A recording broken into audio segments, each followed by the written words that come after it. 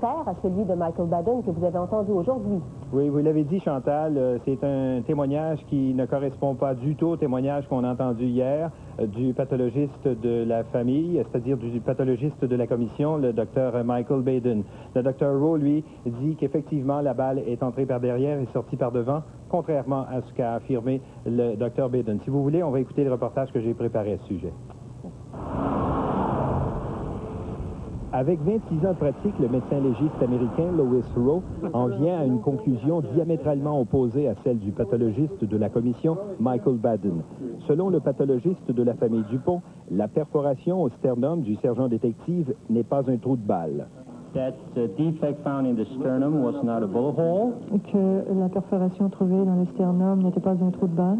De l'avis du spécialiste, il s'agit d'une anomalie congénitale appelée sternoforamien. Lors de l'autopsie, le Dr Rowe a demandé à un policier de la Sûreté du Québec de lui prêter une balle de revolver de calibre 38. Il a essayé d'entrer la balle dans le trou, mais elle n'entrait pas. Un trou de balle aurait été parfaitement rond, alors que le trou du sternum est irrégulier.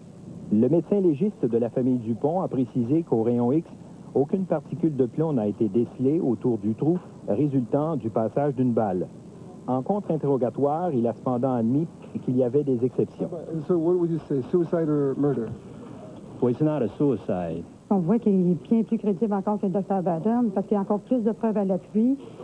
Tout ce qui est venu démontrer avec les photos, avec tout ce qu'il a vu à l'autopsie, même pour des profanes dans la scène, moi j'ai trouvé là, que vraiment, là, il nous donne encore plus de détails, plus de démonstrations. Il explique vraiment clairement, il fait les différences entre chaque plaie, qu'elle soit arrondie ou c'est de forme irrégulière, une entrée, une sortie, puis bien comme il faut, puis le sternum se remène comme mon père écantait aussi, très formellement.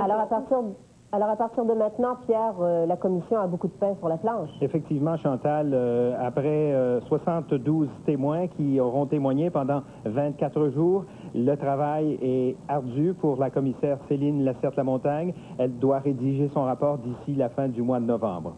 Eh bien, merci Pierre. Vous suivez la suite pour nous? Bien, la suite, c'est terminé. C'était le dernier témoin cet après-midi, à moins d'avis contraire. Merci beaucoup, Pierre Delavoie. Au revoir.